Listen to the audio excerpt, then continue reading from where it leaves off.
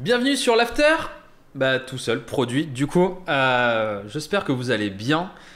Dernier After produit de la saison. Et j'ai l'honneur d'accueillir des personnes que je vous présenterai juste après.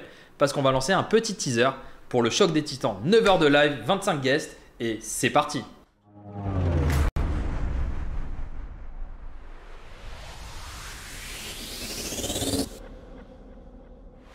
L'année dernière, on a été bon. On va devoir être meilleur. On va devoir aller plus loin.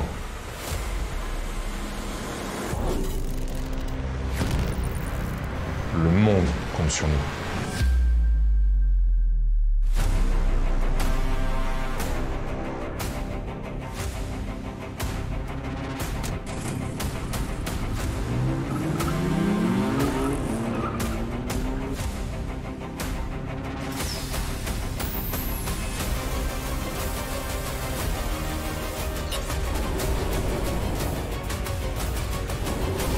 Il nous reste 30 secondes.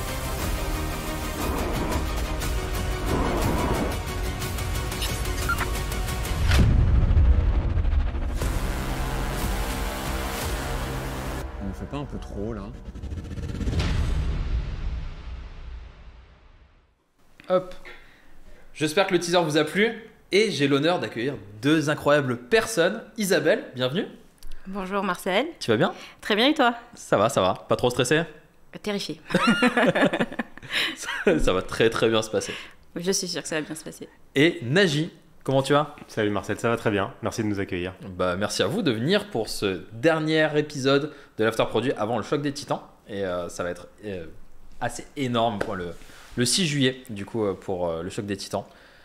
Isabelle, Naji, est-ce que vous avez déjà regardé un petit peu l'After Produit auparavant sur YouTube ou en live? Oui, on s'est renseigné quand même. Du coup, est-ce que vous savez quelle est la première rubrique qui lance un petit peu l'After Produit? Tac au tac. C'est exactement ça, du coup, c'est le tac au tac. Jingle.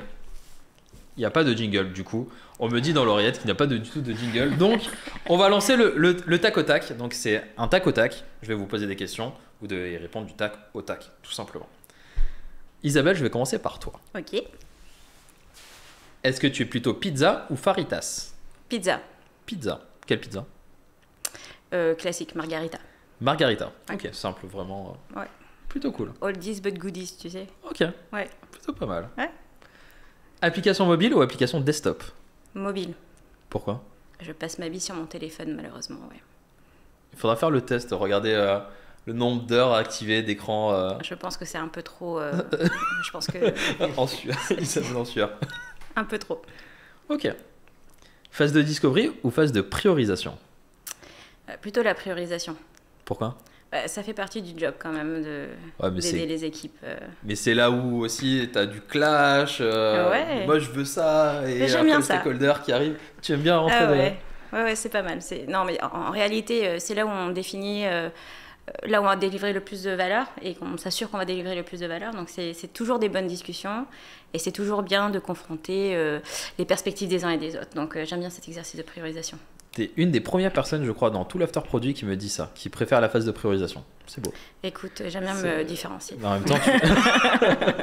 même temps, tu viens du sud, c'est ça? Ça doit être mon sang marseillais. C'est qui le sang parle. marseillais. Ouais, Bon. exactement. Voilà, un petit allez l'OM. Allez, l'OM. Et normalement, tu as préparé 2 vérités et 1 mensonge. Ok. Alors, donc, ma première proposition, c'est je fais du Muay Thai. Ok. Ma deuxième proposition, c'est j'ai vendu une bouteille de vin à Iggy Pop. Ok. Et ma troisième proposition, c'est je fais de la guitare électrique. Naji, Ah non, je sais pas. pour toi, c'est quoi le mensonge? le mensonge? Et dans le chat, n'hésitez pas aussi à dire quel est le mensonge selon vous. Moi, je pense que c'est la guitare électrique. La guitare électrique. Bouteille de vin et hip-hop quand même, c'est... Tu vois, il faut avoir de la chance. Toi, Mais tu connais, ouais. je crois que parce que tu connais pas Isabelle. D'accord. Ok. Beaucoup trop de Tu m'aurais dit une sous-entendus. bouteille de pastis, là je t'aurais dit oui, tu vois, mais... Non, mais c'est spécifique, donc je me dis... C'est... Ok. Ouais, du coup, on va dire... Ah, Stu Chan qui dit aussi la bouteille de vin. Allez, guitare électrique, on va dire. Ah bah il me connaît bien, Naji. Je possède une guitare électrique, mais Ok. je n'en joue pas. Mais pourquoi du coup t'as une guitare? Mais parce que comme tout le monde, j'ai essayé de commencer quelque chose de nouveau pendant le comme confinement. Asgard et comme tout le monde Et, Nirvana, j'ai c'est- fait à peu près un accord, donc voilà, donc je ne joue pas à la guitare électrique. Ok. Par contre, j'ai fait du Muay Thai et j'ai vendu une bouteille de vin à Iggy Pop. Mais comment se fait-ce?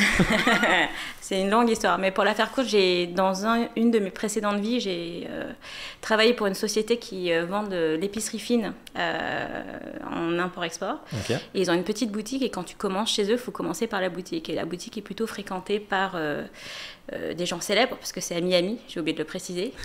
Et donc j'ai vendu une bouteille de vin à Iggy Pop et du caviar à Madonna aussi. Ok, Voilà. on n'a pas eu la même vie. Hein. Ouais, c'est vrai, ça faisait partie d'un de mes premiers boulots quand j'ai commencé ma carrière. Bah, en tout cas, tout le monde se plante parce qu'on voit du bouteille de vin, on voit du Muay Thai dans le chat. D'ailleurs, bonjour à tout le chat, n'hésitez pas à interagir. On se fera un plaisir de répondre à toutes les questions durant tout le live. Mais ok. Et Muay Thai, donc aussi, c'est.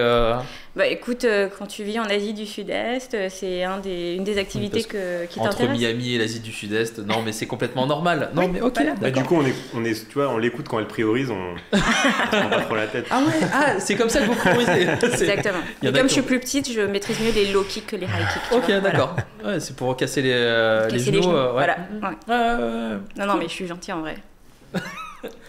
Cool, je me sens à l'aise. Elle va me mettre une balayette et ça va être fini. Cool, bah trop bien.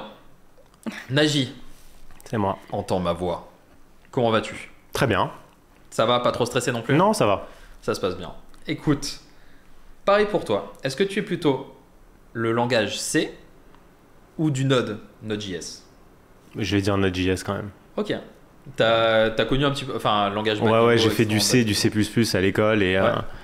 j'en ai surtout fait à l'écrit en fait, donc ça me rappelle des mauvais souvenirs. C'est les contrôles étaient écrits et tu devais écrire du code à l'écrit. Ça devait C'était être un cauchemar. Ouais. Avec l'algorithme des pointeurs dans tous les sens. Ouais. Ok. Est-ce que tu es plutôt manga ou comics? Comics. Ok.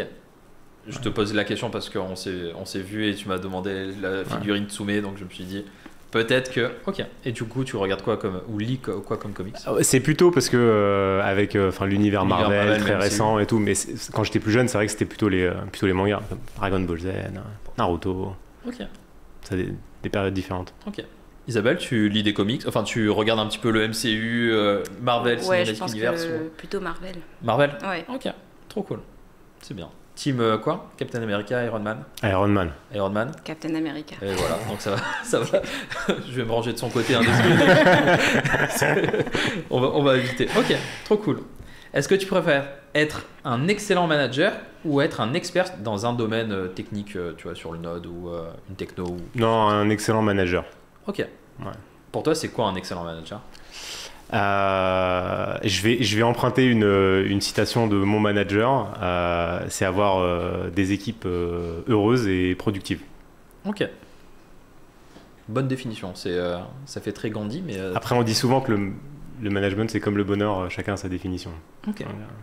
Très bien. Merci FBK pour le Prime. D'ailleurs, n'hésitez pas si vous voulez subscribe à Amazon Prime et vous souscrire à la chaîne. Et on va finir, Naji, 2 vérités et 1 mensonge. Ouais, moi, je les ai fait un peu plus corpo qu'Isabelle. J'ai fait des petites anecdotes, des petites propositions d'anecdotes.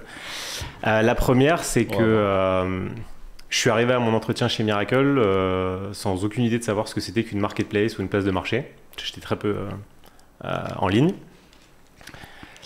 La deuxième proposition, c'est que je suis né dans la même maternité qu'un des cofondateurs de Miracle.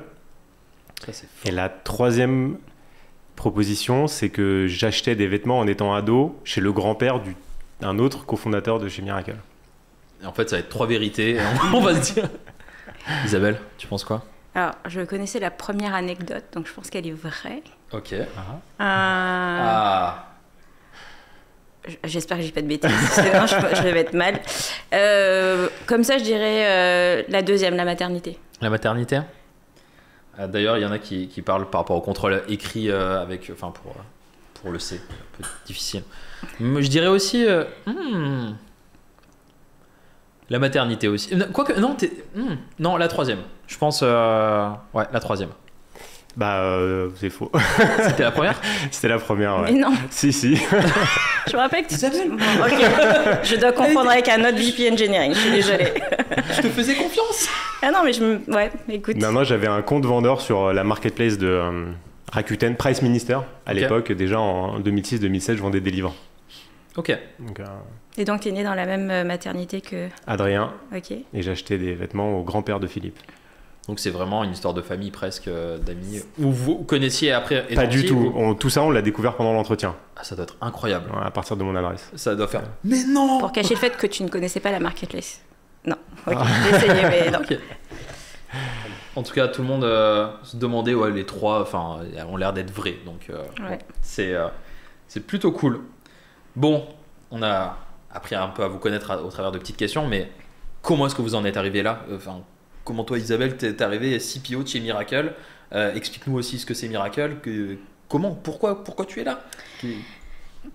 Alors pourquoi je suis là, je ne sais pas, mais non, mais en fait moi j'ai commencé j'ai fait des études de commerce, donc je me suis un peu perdue peut-être au milieu, mais en sortant des études de commerce et commerce international, j'ai fait quelques postes en achat et puis j'ai atterri chez Amazon côté achat.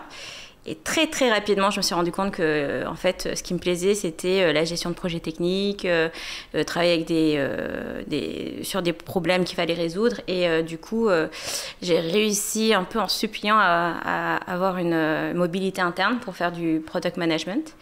Et à l'époque, product management chez Amazon, ça voulait un peu tout et rien dire. Donc programme, product, project management. Et au final, voilà, c'est comme ça que j'ai pris le virus. J'ai passé presque 8 ans chez Amazon, puis je suis partie à l'étranger. Donc j'ai eu des expériences en Asie, en Amérique du Nord. Et puis, je suis passée de l'autre côté, vendeur logiciel, vendeur SaaS. Et il y a un an, Covid aidant, je pense, je voulais vraiment rentrer en France. Et c'est le moment où j'ai rencontré Philippe Corot, un de nos cofondateurs, qui recherchait son premier CPO. Et en fait, j'ai décidé de les rejoindre non seulement parce que j'ai rencontré des gens formidables en entretien, mais aussi parce que voilà, la mission d'entreprise était hyper intéressante. Bien sûr, une entreprise en forte croissance. Et surtout, le positionnement de Miracle. Aujourd'hui, Miracle, c'est le leader mondial des solutions de marketplace, de place de marché. Concrètement, on aide des grands groupes comme Galeries Lafayette, Darty, Macy's, Airbus et d'autres à mettre en place leur marketplace avec une solution à la fois technologique, mais aussi un accompagnement de conseil. Et donc, notre objectif, c'est de les aider à saisir toutes les opportunités de l'économie de plateforme. Comme on a vu que c'était très successful pour certaines grandes plateformes qu'on connaît bien, les Airbnb, les Amazon, il n'y avait pas de raison à ce qu'on n'aide pas les autres grandes entreprises d'adopter ce modèle-là. Et voilà, donc c'est vraiment cette mission-là d'accompagner ces entités-là à adopter un nouveau business model pour pouvoir un peu finalement concurrencer les géants de la tech. Ok. Et donc ça fait maintenant 1 an, c'est ça que tu es chez Miracle? Oui, pile poil 1 an, voilà. Ok, donc bonne année. Merci. Joyeux anniversaire. Merci beaucoup. Et qu'est-ce qui a fait que justement tu aies eu envie de se dire ok, marketplace, c'est potentiellement, tu vois, un sujet un petit peu précis. Tu vois, là on voit, tu vois, des Blablacar, des Le Bon Coin, tu vois, des choses qu'on connaît un petit peu plus au jour le jour. Miracle, qu'est-ce qui a fait que tu t'es dit vas-y, let's go, c'est vraiment à part les personnes qui sont incroyables.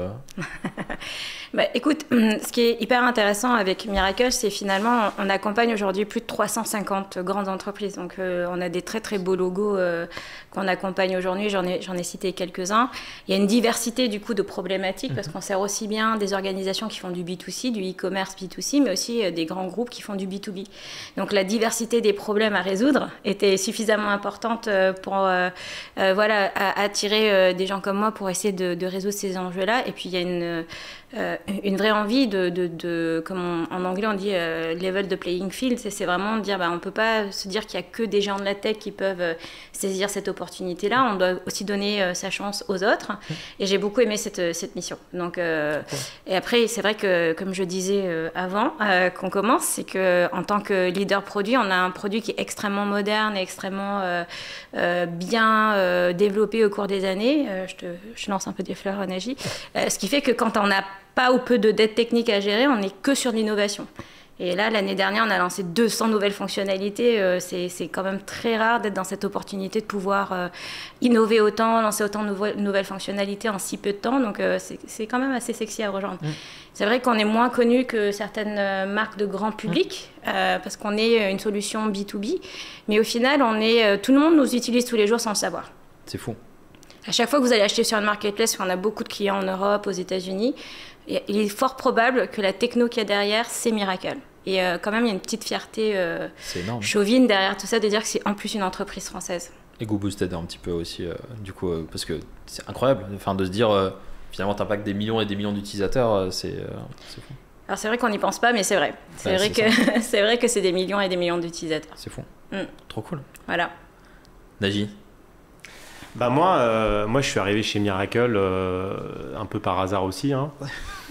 Moi, j'ai commencé ma carrière dans le dev directement, sorti d'école. J'ai travaillé dans une fintech pendant 1 an. Après, j'ai fait qui éditait un service SaaS.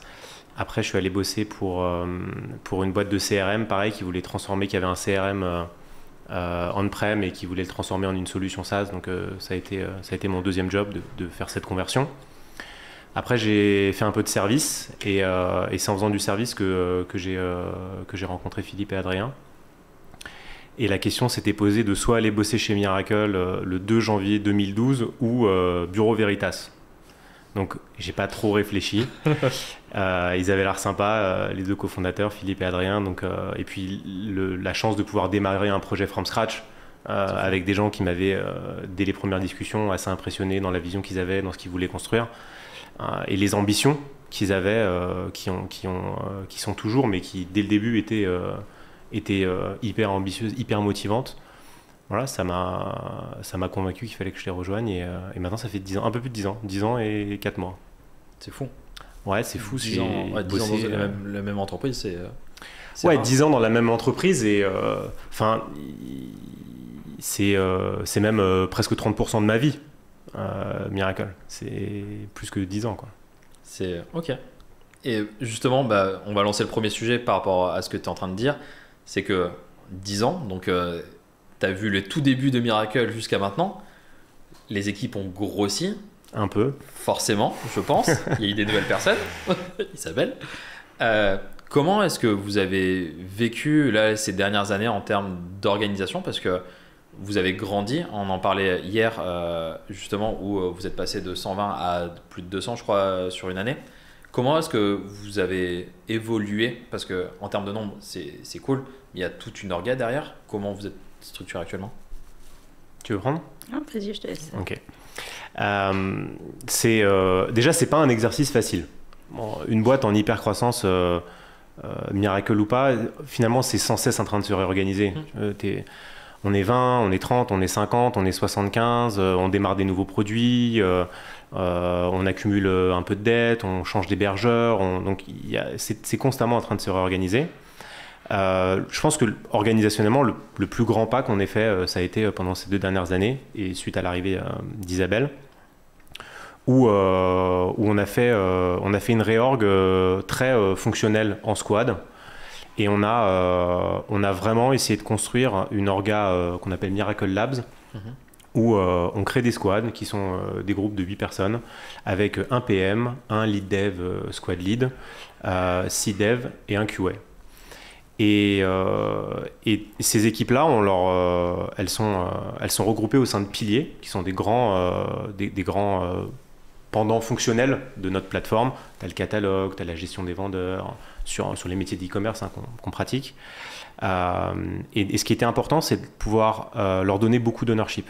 Ça veut dire qu'ils soient maîtres de leurs produits, maîtres de leurs fonctionnalités, qu'ils puissent les déployer ensemble, qu'ils puissent les concevoir ensemble, qu'ils puissent créer la roadmap ensemble, et que vraiment on crée cette émulation au sein d'un squad où ils se sentent vraiment propriétaires de leur scope fonctionnel et qu'ils écoutent les clients, qu'ils écoutent les besoins qui remontent des équipes commerciales, du marché ou de l'expertise qu'ont nos product directors sur tous les métiers qu'on pratique.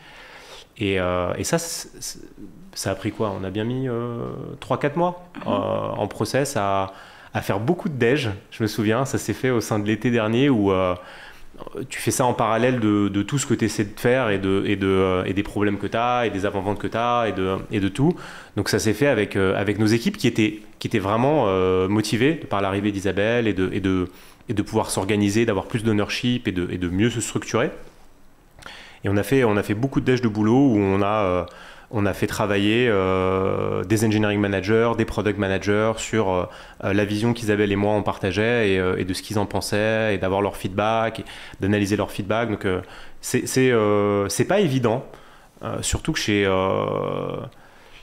chez Miracle, tu as pas mal de gens qui sont là depuis longtemps. Quand tu demandes, quand on fait une survey en interne chez Miracle et qu'on demande qu'est-ce qui est top dans cette boîte, la première réponse depuis 10 ans qui arrive toujours en top des votes, c'est les gens avec qui on bosse sont vraiment très cool. Et ce qui fait qu'il y a une grande longévité des gens chez Miracle. Et mine de rien, plus tu es là depuis longtemps, plus... c'est comme tout, plus les choses sont un peu difficiles à changer, plus tu as tendance à un peu moins t'adapter, à un peu moins d'être dans ta zone de confort. Et même quand tu travailles avec des gens, on a beaucoup de chance, on travaille avec des gens extrêmement brillants, etc.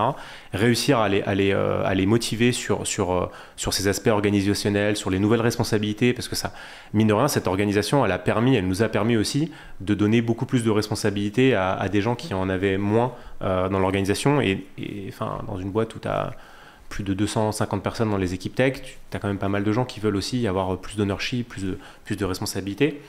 Donc ça, c'était un moment sympa à faire. C'était hyper enrichissant, comme tu dis. Moi, je suis arrivé, j'étais tout seul avec les deux cofondateurs. Et aujourd'hui, notre équipe tech, c'est 250 personnes. Bon, ouais, il y a eu quelques changements.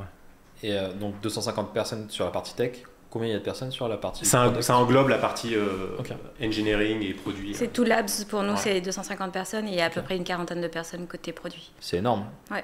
Et donc il y a des product designers, product managers. Des product content aussi. Product content, ok. Ouais. Des ops. On a des ops aussi, ouais. Ok, trop cool. Ouais. Et justement, comment est-ce que vous vous êtes découpé de manière... là, tu me parlais de squad. Des fois, vous allez faire popper des squads. Enfin, c'est par rapport à des nouvelles fonctionnalités, nouvelles offres. Comment tu vois la chose, toi, Isabelle? En fait, quand on est arrivé, on a vraiment traité ce changement organisationnel comme un produit. C'est-à-dire qu'on a posé un diagnostic, on a regardé ce qui marchait moins bien, on a priorisé les problèmes qu'on voulait régler, et ensuite on a défini ensemble, en tant que groupe, l'organisation.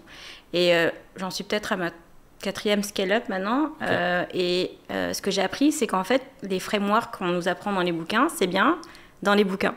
Et en fait, ce qui marche bien, c'est plutôt de construire une boîte à outils et d'utiliser les bons outils sur les problèmes dont on a besoin.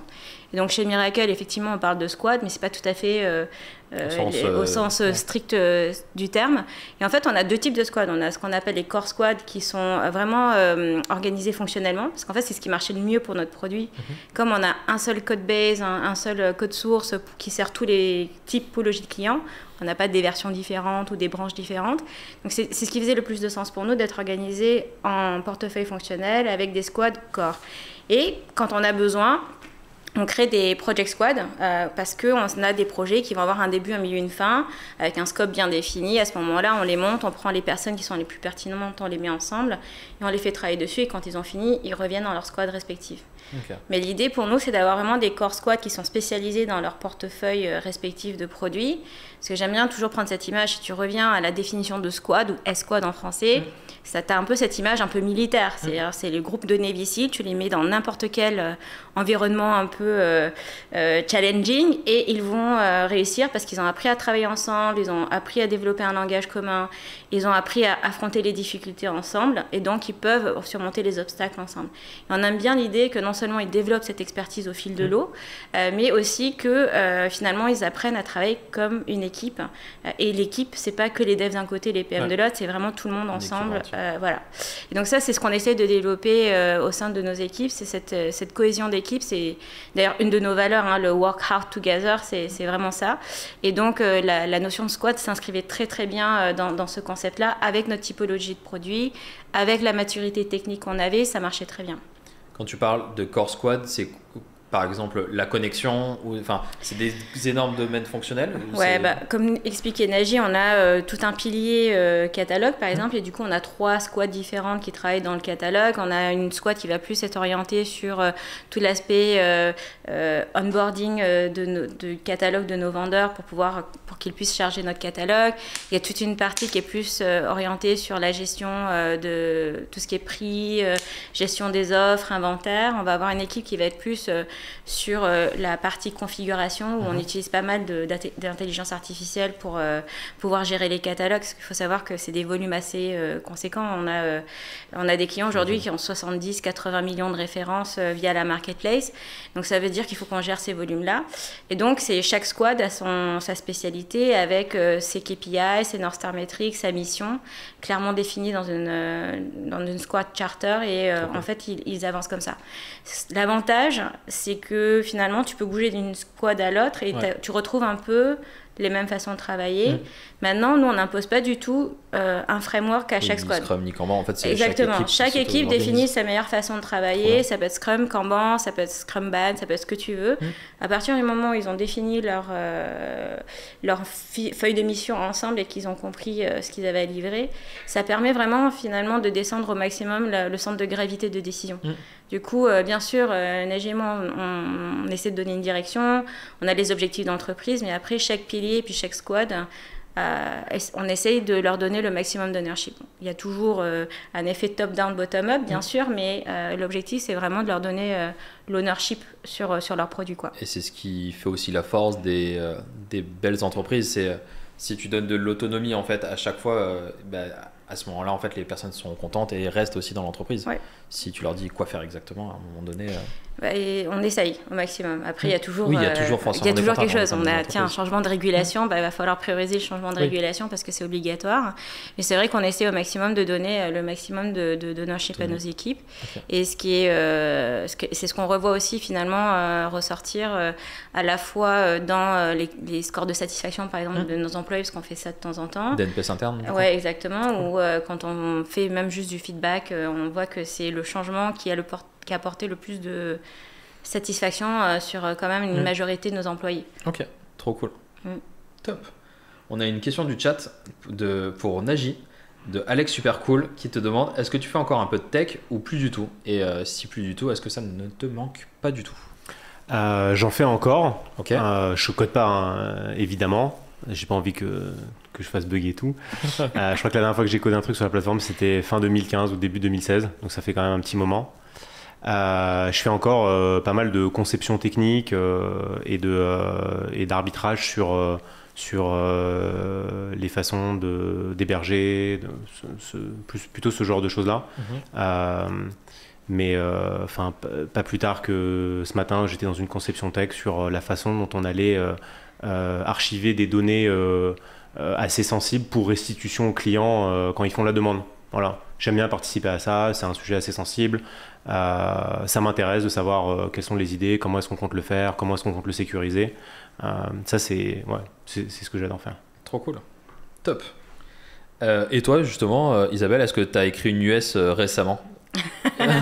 Alors j'aimerais, mais non, c'est vrai que ça fait un petit moment que j'ai pas écrit de user story non plus. Maintenant, je reste quand même très présente dans le produit. On a encore eu une séance de validation de user journey qui a été proposée par nos équipes product design ce matin. Voilà, sur nos produits qui sont les plus impactants, qui vont vraiment changer de manière significative l'expérience utilisateur. J'aime bien être impliquée dans ce genre de conversation. Comme on l'a dit, on travaille beaucoup aussi sur la priorisation. Est-ce que ça apporte la vraie valeur business qu'on pense? Donc, mais oui, la user story, ça fait un petit moment, j'avoue que... Mais ça ne m'empêche pas de challenger de temps en temps les épiques, par contre. Oh. Du coup, tu vas dans ton backlog Jira. Non, vous êtes sûr? Ouais, on est sur Jira et on utilise beaucoup Product Board aussi, en fait, comme outil. C'est un bon outil de communication pour l'externe. Trop cool. Et comme tu l'as dit, une organisation, c'est aussi un produit. Enfin, pour moi, en tout cas, c'est comme ça que je le vois.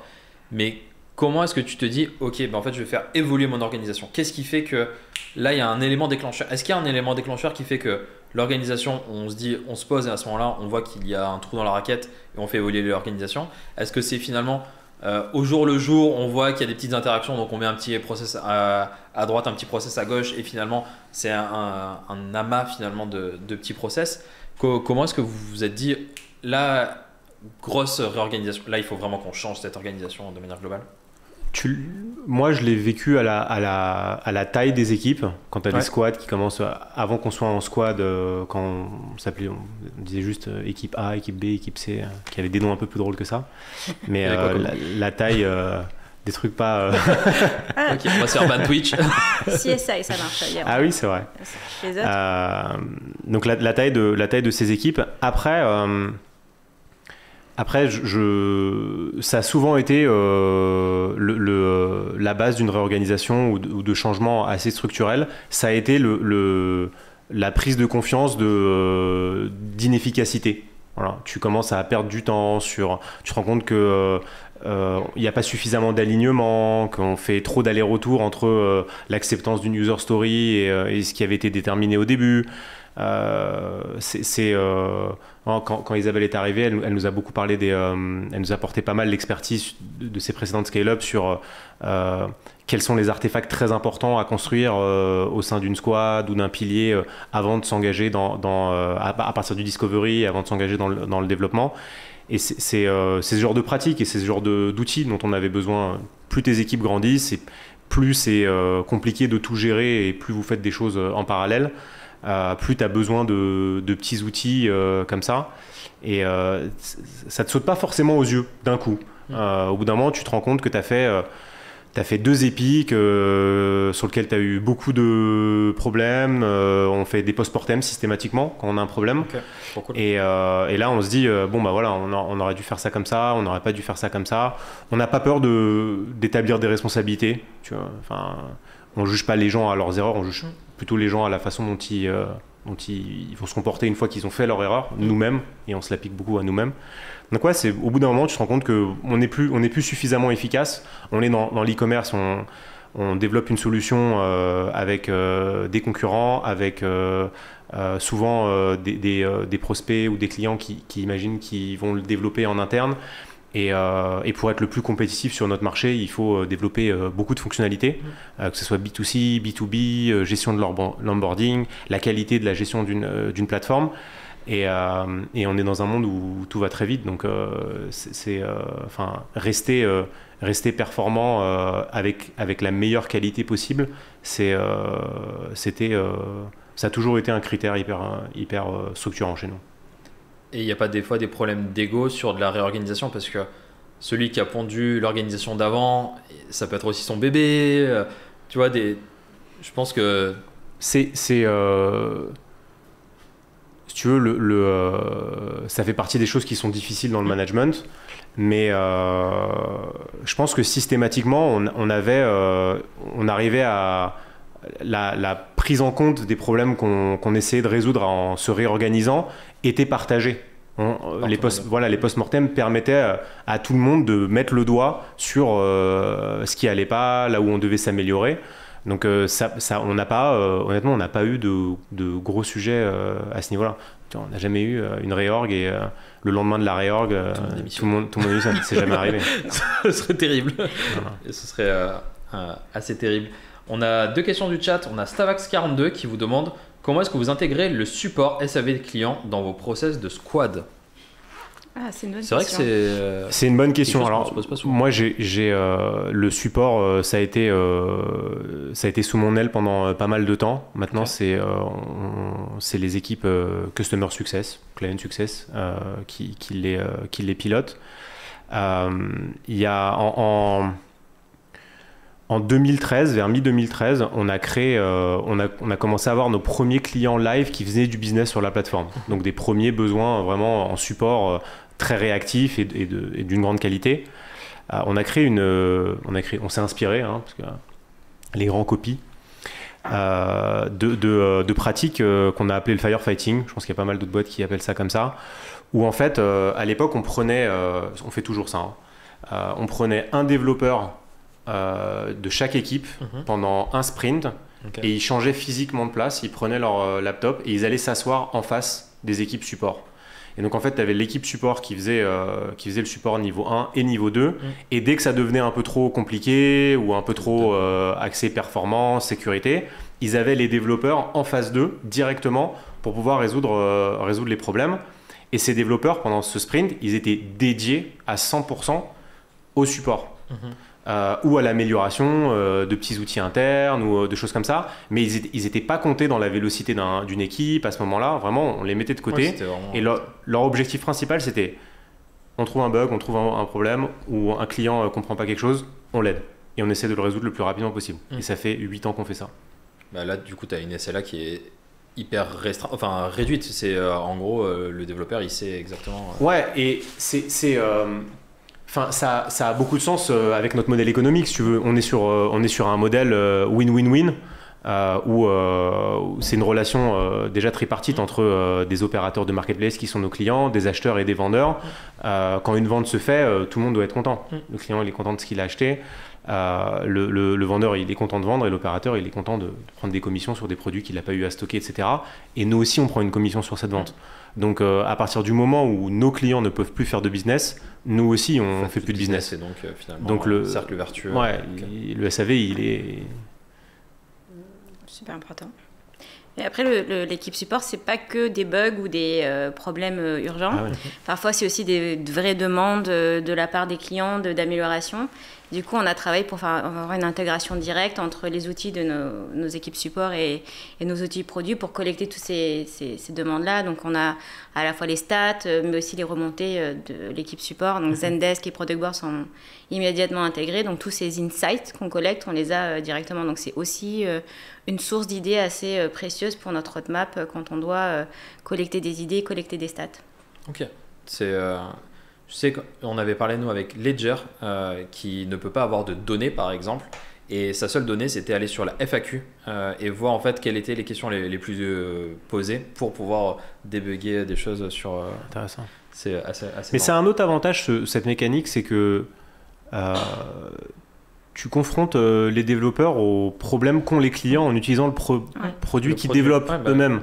Et c'est une très bonne leçon pour nos équipes et pour nous. Eat your own dog food, c'est une expression qu'on utilise assez souvent, donc c'est pas pour rien. On a Sonity Z qui vous pose la question: comment est-ce que vous faites pour attirer vos talents tech et être reconnu aussi comme une boîte tech? Ça, c'est ou tech et product, et du coup eux aussi product, comment est-ce que vous faites? Je pense que pendant très longtemps Miracle c'était un peu le secret le mieux gardé de la French Tech. Je pense que comme tu l'as bien évoqué avant, comme on est une boîte B2B, on connaît les noms des boîtes un peu plus grand public, mais c'est vrai que Miracle pendant très longtemps on n'en a pas trop entendu parler, et c'est ce qu'on essaie de changer depuis 1 an.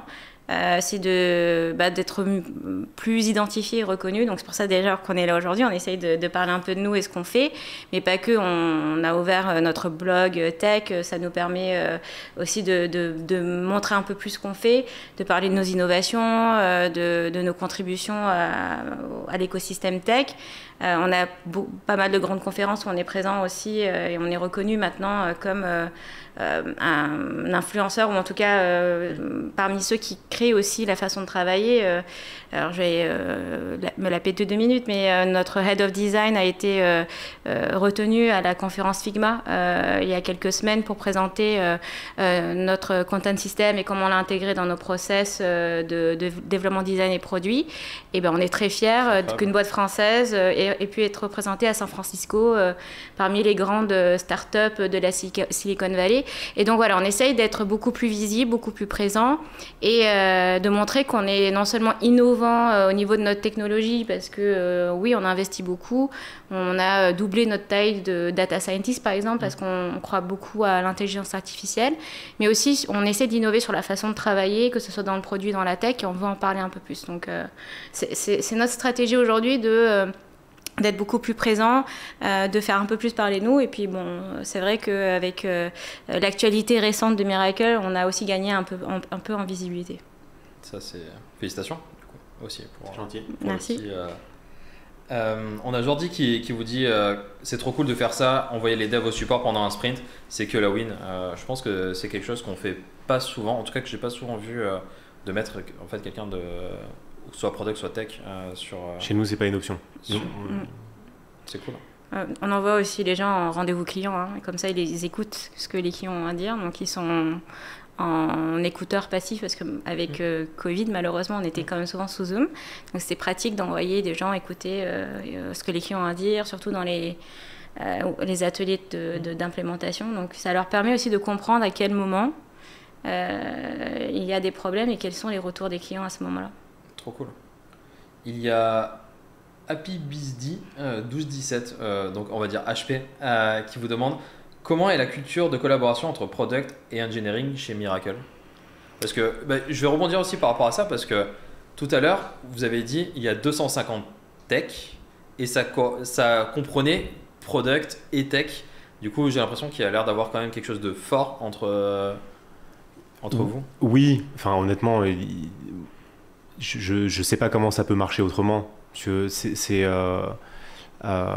est quand même sur... on développe un produit qui est assez complexe, dans lequel il y a beaucoup de fonctionnalités. La collaboration dans l'équipe, le fait d'avoir créé des squads où le PM appartient à la squad, il fait partie intégrante de la squad, c'est un vrai couple, le lead dev, le squad lead et le PM.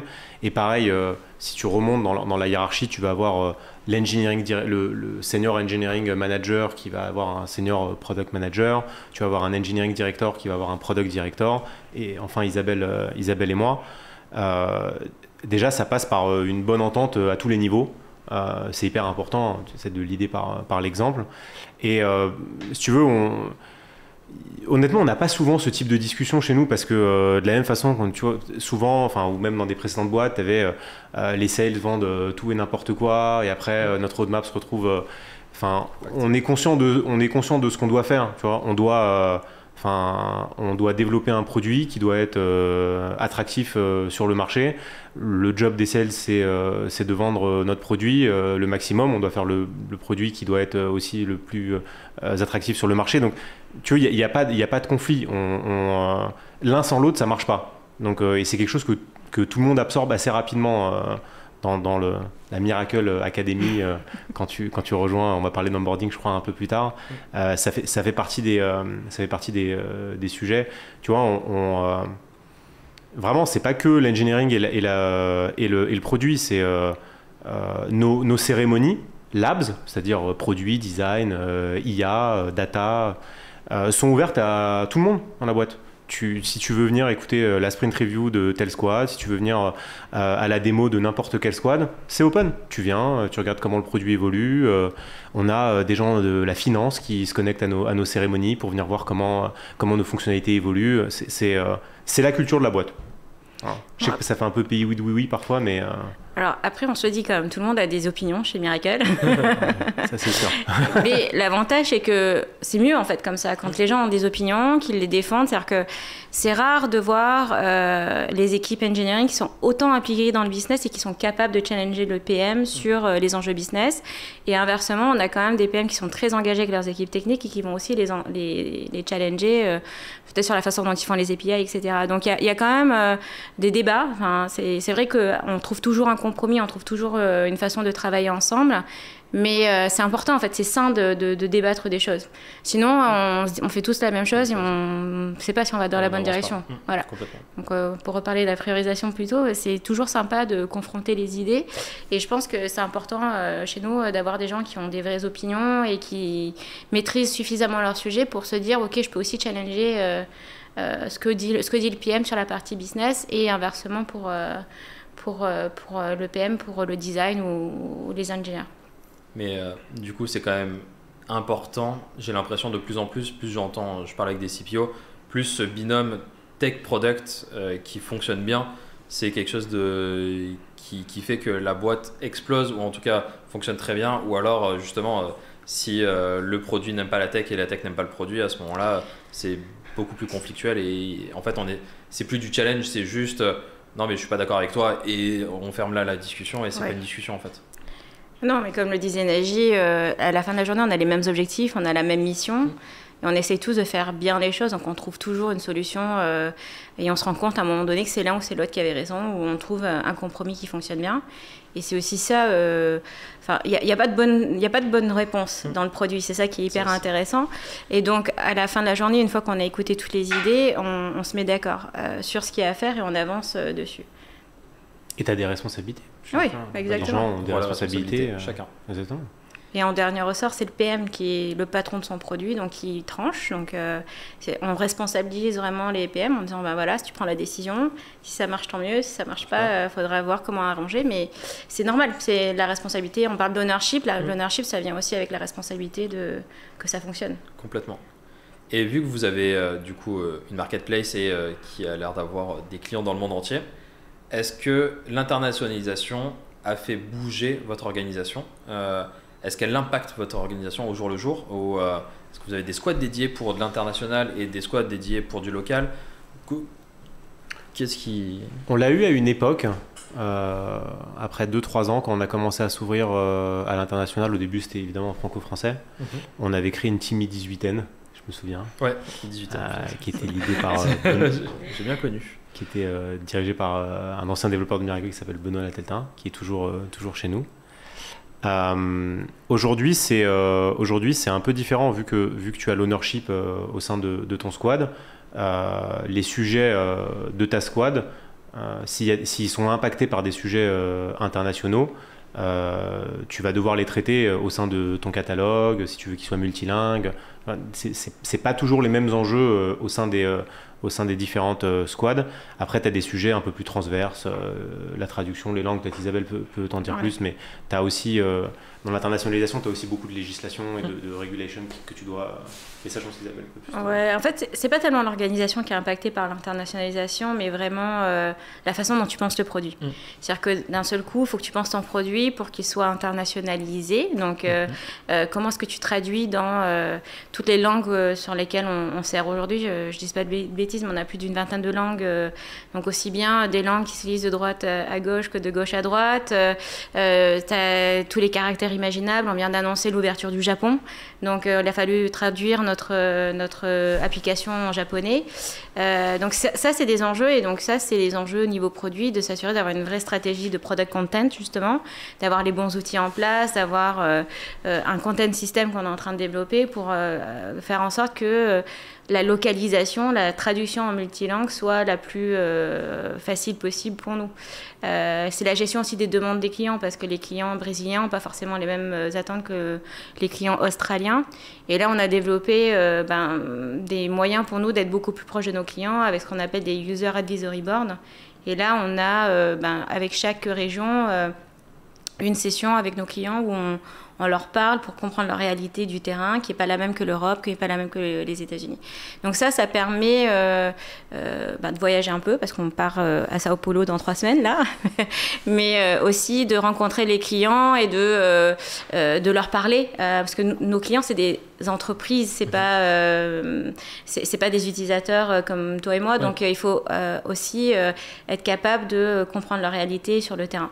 Donc ça, c'est ça l'enjeu de l'internationalisation pour nous, c'est l'enjeu de régulation, comme disait Naji, s'assurer qu'on puisse gérer les spécificités de langue et effectivement parler à nos clients, être près d'eux. La partie discovery, c'est pas que le client qui est assis à côté de nous parce qu'il a les bureaux à Paris, mais aussi tous les autres avec leur réalité terrain. Après, ta question portait aussi un peu sur l'organisation. Ouais. Notre équipe Labs, elle est en très très grande majorité en France. 99%. On a des bureaux à Paris, des bureaux à Bordeaux et on autorise le full remote en France. Là où organisationnellement on va avoir quelques petites adaptations, c'est sur les équipes qui s'occupent de l'infrastructure.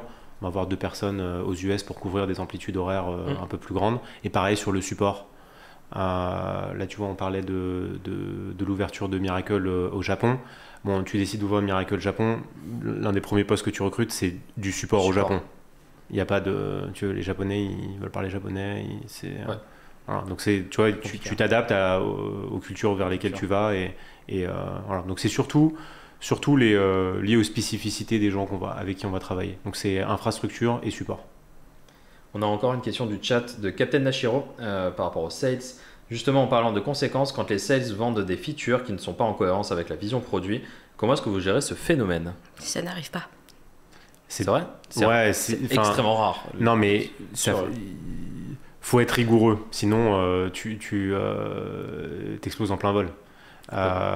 C'est arrivé sur des micro-sujets, mais qu'un dev vende un truc qui est sorti de nulle part, ou tu vois une fonctionnalité, ah oui, vous inquiétez pas, c'est dans la roadmap, moyen terme, court terme.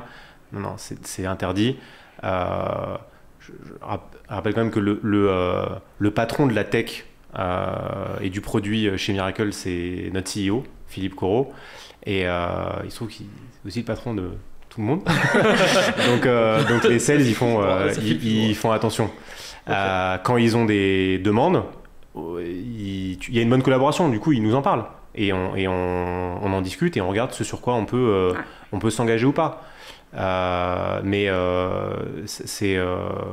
a une vision, il y a la partie commerciale. Notre job, c'est de mélanger les deux. Et c'est après on est pragmatique, tu vois, si ça nous permet si c'était dans la roadmap, que c'est un changement d'ordre, qu'on le fait un peu plus tôt que prévu et ça nous permet de décrocher un beau logo, faut être pragmatique aussi dans la façon dont tu approches le commercial. Je veux dire, nous au produit aussi bien que la tech, on est là pour la réussite de l'entreprise. Mais quand ça arrive, effectivement, on en discute et on voit comment ça impacte notre roadmap. Et on essaye de faire en sorte que ce soit le plus limité possible parce que on a un très bon produit, on veut qu'ils vendent notre produit et pas une roadmap. Donc c'est vraiment la consigne pour tout le monde. Et je le répète, on vend un produit et pas une roadmap. Pour Capitaine, donc avoir un CEO qui fait tech et produit et pas business. Donc, je blague. Non mais ça aide. Ça aide. Hein. Ça aide. Et dernière question pour clore le sujet sur l'orga. Si vous aviez un conseil pour des personnes qui sont dans des entreprises où l'orga ça fonctionne pas bien, qu'est-ce qui ferait que généralement c'est pour le vendre plus haut parce que plus haut ça peut être plus compliqué, qu'est-ce qui ferait que quel est l'argument qu'il faut donner en fait en haut pour faire changer des orgas qui ont des petits dysfonctionnements? Est-ce qu'il y aurait un argument, pas miracle, mais quelque chose qui va être impactant pour quand on se pose la question, ok, bon là il faudrait changer vraiment mon orga parce que ça ne va pas? L'argument magique, c'est de dire que tu vas faire les choses plus vite. Ouais. Genre, si tu es capable d'expliquer que tu vas aller plus vite, s'il y a quelqu'un qui te dit non, c'est bizarre. Je pense que exactement, tous les CEO, la première question qu'ils te demandent quand tu es Head of Product, c'est comment est-ce qu'on fait pour aller plus vite. Donc, une des solutions, c'est de se réorganiser pour être plus efficace. Et la réorganisation, elle s'explique très bien parce qu'il y a des manques d'efficacité. Donc clairement, il y a très peu de gens qui vont dire non à ça, la vélocité. Est-ce que, avec vos emplois du temps, vous avez le temps de faire de la veille? Oui. Produits, tech. Vous passez combien de temps par semaine, mois, jour? Par semaine, une bonne dizaine d'heures. Ok. Ça fait quand même une... Ok, c'est cool. Twitter. Alors moi, j'ai peut-être pas autant de temps pour faire de la veille. C'est plutôt 1 à 2 heures par semaine. C'est déjà pas mal. Mais effectivement, là, on a de la chance et qu'on a une équipe on a du Product Ops qui fait aussi de la veille pour nous aider à nous assurer qu'on a toujours les meilleures pratiques. On a aussi du Product Marketing qui font beaucoup de veille sur ce qui se passe sur le marché. Donc, j'ai de la chance qu'on me prédigère peut-être un peu le travail, donc j'y passe un peu moins de temps, mais c'est hyper important. Quand tu es patron de ton équipe, il faut que tu sois au courant de ce qui se passe sur le marché, les tendances, etc. Eh ben, on fait exactement la même chose que tes Product Ops et tes Product Marketing Managers. On digère un petit peu tout ça et on lance l'actualité produit avec le Rewind Produit. Hello la communauté produit. L'été est dès le mois de mai, Roland Garros qui concurrence l'after, des élections en juin et une actu produit plus chargée que jamais. Alors accrochez-vous, ça va secouer. Le Rewind saison 2, 9e épisode, action. Et ce Rewind commence du côté de Google. Il y a quelques mois, Google offrait la possibilité de limiter l'affichage de publicité autour des jeux d'argent et de l'alcool. Aujourd'hui, Google répond encore favorablement à ses utilisateurs. Désormais, le contrôle est étendu aux publicités en lien avec la grossesse, les sites de rencontres, la parentalité, la perte de poids, tous qualifiés de sujets sensibles. En activant ces paramètres, vous ne verrez pas moins de publicité, Google un jour, Google toujours, mais on vous évitera simplement de culpabiliser en dévorant une tablette de chocolat devant ce rewind. Qu'est-ce que Willy Wonka et Google Maps ont en commun? Tu sèches? Eh bien c'est la nouvelle carte interactive de Zenly. L'entreprise a créé sa propre carte du monde from scratch sous le nom de code Wonka, avec plein de petits easter eggs, animations et autres fonctionnalités super cool. Par exemple, le brouillard de guerre recouvre les espaces non visités de la carte, comme dans les jeux vidéo. Ainsi, on sait où aller pour découvrir de nouveaux endroits. Donc si tu trouves Google Maps et Apple Plans trop ennuyeux et que tu te rêves en Indiana Jones du numérique, passe à Zenly. Tu pars faire du camping en Bretagne pour les vacances? Ce produit est peut-être pour toi. Plus fort que les panneaux solaires, je te présente l'éolienne portative. Une start-up canadienne a conçu Shine, un appareil d'un peu plus d'1 kilo et de la taille d'une bouteille d'eau d'1 litre. Il suffit pour l'utilisateur de déployer le trépied et les pales de l'engin. Lorsque le vent souffle entre 12 et 45 km/h, l'éolienne produit de l'énergie grâce à une turbine de 40 watts et peut ainsi recharger tout type d'appareil électronique. Pas sûr que cela aide à la déconnexion, mais ça vaut toujours mieux que des piles ou un groupe électrogène.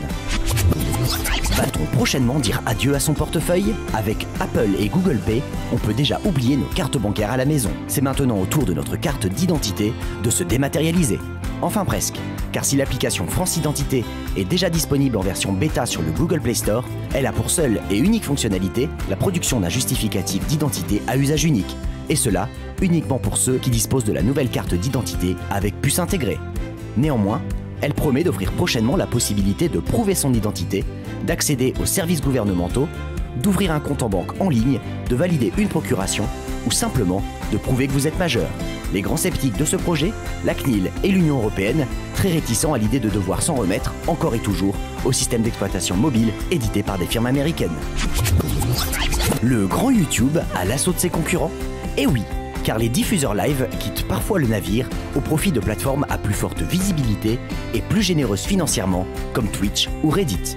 Mais l'entreprise américaine n'a pas dit son dernier mot et le prouve encore avec l'apparition du Super Thanks qui permet aux abonnés de faire des dons de 2 à 50 € à leurs créateurs et créatrices préférés. Rien de nouveau? Pas si sûr, car YouTube prend ici un coup d'avance en intégrant cette fonctionnalité directement sur sa plateforme, contrairement à ses concurrents, et en offrant la possibilité aux utilisateurs de faire des dons sur des contenus pas forcément diffusés en live. Un bon moyen de donner un second souffle à la plateforme où tout a commencé. Un gros plan sur une Rolex? Une Audi sur le trottoir? Le placement de produit est une vieille recette du cinéma qui s'apprête à vivre une révolution. Le Virtual Product Placement permet de modifier en post-production les placements de produits. À la clé, la possibilité de prolonger les revenus publicitaires dans le temps en renouvelant les produits affichés et surtout la possibilité d'adapter dynamiquement les produits aux spectateurs. Ici, si on trouve le concept génial, on a surtout hâte de voir des anachronismes comme une pub pour WhatsApp pendant le débarquement ou un Coca à la table de Louis XIV. Qui n'a pas déjà eu l'impression que le scénario d'une nouvelle série à succès semblait étrangement conçu pour plaire à tout le monde? Si on pense tous à Netflix en disant ça, c'est bien de Google dont on parle encore ici. Les équipes de Google AI ont ainsi relevé le défi proposé par un scénariste de la franchise Stargate. Entraîné avec les scripts et dialogues de la franchise, l'IA est parvenue à générer des idées nouvelles, incorporées par des humains à un script d'épisode. Pour les fans, sachez que l'épisode a finalement donné lieu à une lecture par le casting originel. Pour les sceptiques et autres anti-Goa'uld, rassurez-vous, la créativité humaine n'a pas dit son dernier mot. Et on reste chez Google, promis c'est la dernière, avec un outil mis à disposition du public anglophone. Avec Google Interview Warm-up, vous pouvez simuler une interview pour quelques métiers du numérique. Après avoir répondu aux questions, l'IA ne vous dit pas ce qui est pertinent ou non, mais vous indique les mots les plus utilisés et ceux qui matchent le mieux avec le poste en jeu. Si le regard externe semble intéressant pour s'entraîner, la principale utilisation serait d'abord de filtrer des CV, avec tous les risques de biais possibles. Peut mieux faire. Le Rewind de juin s'arrête ici. Réagissez dans le chat. On me dit dans l'oreillette qu'on pourrait se retrouver le 6 juillet pour de grosses surprises. Alors d'ici là, vous connaissez la règle, stay tuned. Super dernier rewind de la saison avant le choc des titans, comme vous l'avez vu le 6 juillet. Est-ce qu'il y a une news qui vous a un petit peu fait vibrer, on va dire, durant ce rewind? Bah moi, Zenly, pour le voyage, j'aime bien. C'est plutôt cool. Hein. Ouais, c'est pas mal, pas mal. Moi, le placement de produits, virtuel, ça va être génial. Si tu veux, la cup Starbucks dans Game of Thrones, tu vois, tu vas te retrouver avec des choses qui vont être assez drôles. On peut même imaginer ça dans le jeu vidéo où tu commences à avoir des placements de produits. Donc imagine dans d'anciens jeux vidéo avoir des trucs. Moi, c'était la carte d'identité dématérialisée Je trouve ça fou de se dire qu'on est encore avec le passeport, enfin, il n'y a rien sur smartphone, c'est terrible. Le permis de conduire dématérialisé, je trouvais ça incroyable. Voilà. C'était. Ouais. Bah, bon, ok, d'accord. Non, mais c'est bien, je me sens pas seul. Non, mais on est d'accord, hein, mais c'est. Remplacer le petit papier rose. Ouais, ça j'ai serait encore pas le mal, papier ouais. rose, ça J'ai serait pas pas bien mal. rose aussi, Ouais. mais il est. En plus, je suis pas très carré et donc il est dégueulasse. C'est Oui, et terrible. puis la photo, t'as envie de la changer aussi. Ah ouais, j'avais 16 ans. On veut voir la photo du coup, Ouais, Marcel, c'est de ça. toi, 16 ans. Justin Bieber. Hein. Ah non, c'était plutôt Roberto de Windows 13. J'avais la chemise avec relevé comme ça et tout. C'était. La classe, j'adore. Voilà. Petit spoil. Et voilà, c'est clippé derrière. Je vois les gens qui rigolent derrière à la régie. On parlait un peu d'onboarding tout à l'heure. L'onboarding, ça devient de plus en plus important. On le voit en plus avec le Covid, avec les visios, avec tout ça. C'est quelque chose qui commence à devenir primordial. En plus, le marché se tend sur et la tech et le produit. Du coup, des fois, on va commencer à recruter plus junior. Est-ce que vous avez, vous, un process d'onboarding qui... Enfin, c'est quoi votre process d'onboarding que ce soit produit ou tech? Déjà, il y a un premier process qui s'appelle le Miracle Bootcamp, qui est global. Donc, si tu arrives chez Miracle, tu es obligé de le faire. Peu importe ta fonction, peu importe ton rôle. Okay. Ça prend, je crois que ça t'occupe quasiment toutes les après-midi de ta première semaine. Après, on groupe les arrivées, hein, parce qu'on n'est plus capable d'accueillir les gens un jour au fil de l'eau. On fait une arrivée en début de mois. Les dernières, c'est 57 personnes. Celle d'avant, c'est 42. Donc ça fait des grands groupes. Tu as pas mal de petites présentations sur la culture, les valeurs, la marketplace, l'histoire de la boîte. Ça met tout le monde un peu dans le bain. Après, c'est pareil, hein, comme l'orga, le bootcamp, c'est quelque chose qui a beaucoup évolué au fil du temps. Maintenant, on a beaucoup de... tu vois, typiquement, Isabelle et moi, on fait à chaque bootcamp, on a une petite intervention de 30-40 minutes où il y a une séparation en groupe des gens qui viennent d'arriver et puis ils reviennent avec toutes les questions qu'ils ont envie un peu comme ici, tu vois. Pareil, on fait ça tous les mois, on se marre bien, on essaie de rigoler. Donc c'est hyper interactif. Moi, avant, on faisait beaucoup de slides, etc. Donc je pense que on a réussi à beaucoup améliorer ça. Tu as aussi ce qu'on appelle le trail qui est dans le bootcamp. En fait, tout le monde doit créer une marketplace dans les 2 premières semaines où il arrive chez Miracle. Donc on lui met un environnement de développement à disposition, un espèce de bac à sable, et il va suivre un tuto qui va lui permettre de découvrir qu'est-ce qu'une marketplace, c'est quoi un opérateur, c'est quoi le client, c'est quoi le vendeur, quels sont les challenges qu'on a d'un point de vue volumétrie, etc. Donc ça, c'est très apprécié.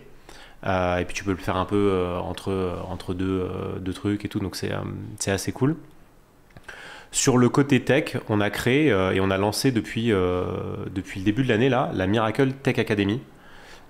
C'est quelque chose qu'on a bien mis 6 mois à construire en 2021, où un peu comme tout, le marché est très tendu. On essaie de recruter des gens qui sont seniors, mais il y en a moins sur le marché, donc on recrute aussi des juniors. On recherche aussi à recruter des gens qui ne sont pas forcément des habitués des technos qu'on utilise, donc on veut les former.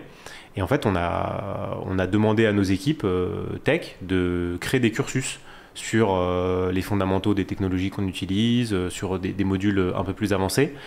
Et maintenant, on fait des cursus de 1 mois à 2 mois, où quand tu arrives, tu ne travailles pas directement dans une squad. Tu sais dans quelle squad tu vas être affecté au moment où tu as été recruté, mais tu peux passer 1 mois, 1 mois et demi, 2 mois à être suivi par ton squad lead ou ton un peu de personal trainer chez Miracle pour te former sur les aspects bases de données, sur les ORM, sur Java, sur les fondamentaux, si tu viens d'un autre langage. Et ça marche plutôt bien. On a fait ça on a fait une première promo en février. Okay. Et où on a eu pas mal des stages qui arrivaient, des juniors. Et là, la deuxième promo, on a des gens plus seniors qui viennent de techno. On a aussi onboardé des gens dans la Tech Academy, de boîtes qu'on a pu racheter. Ils avaient l'habitude de développer en Ruby, ça fait 15 ans qu'ils font du Ruby. On développe nos softs en Java. Voilà, il est coaché. On a créé des cours, des exercices qui sont corrigés via des pull requests, donc c'est assez industrialisé. Et ça marche plutôt bien. Et ça dure combien de temps du coup cette Tech Academy? Ça peut durer, ça dépend de tous les modules auxquels ton hiring manager va demander à ce que tu sois. Et toi, tu dis je suis pas hyper à l'aise sur ça, ça peut durer entre 3 semaines et 2 mois. Ok. Ouais. Ah oui, c'est un gros investissement, mais c'est un pari en fait. Ouais, c'est un pari. Où tu des risques finalement en fait. Mais enfin, il n'y a pas vraiment de choix. Parce qu'à un moment, il faut s'ouvrir à toutes les possibilités qui nous permettent de recruter. Le marché est tellement fermé, donc il y a tellement de compétitivité. Donc c'est tu vois, le full remote, les avantages, l'accompagnement dans ta carrière, la formation, ça fait partie des choses qui sont très importantes. Et puis en plus, les stagiaires entre guillemets de cette Tech Academy sont super contents. Et puis on a d'autres outils aussi. On a le document d'Induction Plan, qui est vraiment un document qui permet de te guider sur tes premiers jours, tes premières semaines, tes premiers mois. Donc tu as un peu ta petite bible personnalisée qui est préparée par ton manager, qui te dit justement quelle formation faire en interne, qui rencontrer pour te familiariser sur les sujets. On t'assigne aussi un buddy, et le buddy a un petit budget pour t'emmener déjeuner, prendre des bières, pour que tu te sentes accueilli. Donc c'est souvent quelqu'un qui a déjà un peu de bouteille dans la boîte, qui peut t'aider et te guider. Donc ça permet aussi de compléter le bootcamp et la Tech Academy. Et comme la Tech Academy marche très très bien, on est en train de développer aussi un Product Academy. Voilà, et donc ça c'est notre gros projet de cette année, c'est comment est-ce qu'on aide finalement à onboarder des gens un peu plus juniors sur les postes. Jusqu'à présent, on a commencé à ouvrir à des alternants, identifier des stagiaires aussi. On essaie de développer aussi des partenariats avec certains cycles de formation qu'on connaît bien, qui forment des PM. Voilà, ça nous permet d'aller chercher finalement un pool de talents peut-être un peu plus jeune, mais on va les accompagner à grandir. On a aussi des gens qui n'ont pas du tout fait de produit, et qu'on a fait venir chez nous et qu'on a formé, soit en interne, soit via des organismes de formation. J'ai en tête notre directrice produit qui n'a pas forcément fait du produit avant et qui aujourd'hui maîtrise sur le bout des doigts le product management, parce qu'on l'a accompagné, on l'a formé, on a quelques profils comme ça où on a fait venir une expertise, parce que parfois c'est nécessaire aussi de faire venir l'expertise, et on a investi dans les programmes de formation interne et externe pour les aider à monter en charge sur le rôle. Donc c'est, comme l'a dit Naji, on est obligé, mais on le fait avec plaisir, parce que ça nous permet finalement de diminuer le risque sur des profils qui sont peut-être un peu différents. Et je pense que contrairement à pas mal d'écoles, on n'est pas attaché à certaines écoles ou à certains cursus. Nous, ce qu'on veut, c'est des talents. Et si on identifie les talents et qu'on voit qu'il y a un potentiel, on va les aider vraiment à se développer chez nous. Et voilà, on a plein d'exemples de gens qui ont commencé en contributeurs individuels et qui sont maintenant managers, directeurs dans l'équipe. Donc c'est ça en fait qui est important pour nous, c'est de développer aussi les personnes et qui sentent qu'ils aient des opportunités de grandir. On a mis en place des carrières track, aussi bien pour les gens qui ont envie de devenir manager que pour ceux qui ne veulent pas devenir manager d'ailleurs. C'est hyper important. Aujourd'hui, pas tout le monde, quand ils prennent de l'expertise, de l'expérience, a envie de manager des grosses équipes. Donc pareil, on a des tracks pour des experts expérimentés, mais qui ne sont pas forcément des managers. Donc tout ça fait partie de l'onboarding, parce que si on donne de la visibilité aux gens, qu'est-ce qu'on attend d'eux, leur rôle, leurs responsabilités, je pense que ça les aide mieux à naviguer dans l'entreprise. Et au final, c'est pour ça qu'on peut se vanter d'avoir des longévités dans l'entreprise aussi longues. Les gens restent parce qu'ils sont très bien là où ils sont. Et il y a Jordi qui vous demande, mais qui maintient ça, plus quand est-ce que vous trouvez le temps en fait de produire tout ce contenu, alors qu'ailleurs ça court après des roadmaps intenables en permanence? Est-ce que vous avez des personnes dédiées à la création de contenu ou... Non. Si tu veux, ça rejoint le career track. On a une ladder, et enfin, si tu veux grandir, il faut que tu prennes des responsabilités. Donc tu vois, on a des idées, on écoute les idées des autres aussi. Et après, on se dit, on peut pas tout faire tout seul. Qui serait volontaire pour faire ça? Pour la Tech Academy, on a eu 5 personnes, 5 devs qui se sont dit ouais, moi je veux bien refaire tout l'onboarding purement sur toute la présentation qui dure quasiment une après-midi sur nos différents microservices, comment nos microservices communiquent, où est hébergé notre infra, comment est-ce que tout ça marche. Quelqu'un qui s'est proposé de tout refaire et moi je vais écrire le cours sur Postgre, moi je vais écrire le cours sur Java, en plus j'ai encore des exos qui datent de mon école d'ingé, il y en avait des pas mal, je vais les récupérer et on construit nos cursus comme ça. Mais il n'y a personne pour qui c'est le métier. Là où on a de la chance, c'est qu'on a une PMO qu'on salue d'ailleurs, Laura, qui va s'occuper de coordonner, ça. Tu vois, c'est un peu son bébé. Et elle s'occupe de piloter. C'est toi qui écris ça, c'est toi qui écris ça, c'est toi qui écris ça, de l'assembler, de dire la prochaine elle démarre en février, elle collecte toutes les personnes qui doivent participer, combien de temps ça va durer. Elle s'assure qu'on fasse les feedbacks aux personnes si on voit qu'elles progressent correctement dans le cursus. Mais il y a personne elle fait d'autres projets en plus de ça. Hein. C'est un vrai énorme travail du coup. Mais ils ont une grande satisfaction personnelle. Honnêtement, vraiment, on a une chance extraordinaire de travailler avec les gens avec qui on travaille. Nos équipes sont incroyables. On est très chanceux, ça c'est sûr. Et on a Stavax42 qui vous pose la question, comment faites-vous pour vous faire face à la pénurie de devs sur le marché et rester attractif, notamment face aux autres scale-up B2C plus connus du grand public et même, on peut le dire, des startups qui vont faire exploser des salaires On n'est pas dans la stratégie de faire exploser les salaires. On travaille sur notre marque employeur. Ce que disait Isabelle tout à l'heure, c'est compliqué quand tu es dans le B2B. Moi, j'ai des souvenirs où j'allais sur des salons de recrutement et on avait le stand Miracle et personne qui venait sur notre stand. Et en face, je voyais Blablacar, Se Loger. Il y avait la queue avec les gens avec leur CV. Du coup, moi, je faisais la queue. Ouais, c'est ça. Et c'est donc, on essaie de travailler au maximum notre marque employeur. On a notre blog. On sponsorise beaucoup de conférences. Devox, le Paris Jug, Bordeaux I.O. On essaie vraiment d'occuper l'espace. Pas que l'occuper, mais de montrer aussi les belles choses qu'on fait. Pour montrer à quel point c'est intéressant de venir bosser chez nous. L'e-commerce, moi ce que j'adore dans les produits qu'on fait, c'est que tu as plein de challenges. Tu as vraiment le temps réel, la volumétrie, tu vois, manipuler des milliards d'euros de volume d'affaires sur les plateformes. Il ne faut pas se tromper, il faut faire de la qualité. On met beaucoup l'accent sur la qualité dans nos communications. Ça a été un des piliers, un des fondements de la boîte. Tu vois, tout est testé, on a des équipes QA dédiées, il y a un QA dans chaque squad. Développer un produit de qualité, c'est aussi ce qui fait rester les gens et c'est ce qui leur fait coopter des gens. Tu vois, le premier axe de recrutement, c'est la rétention. C'est garder tes talents.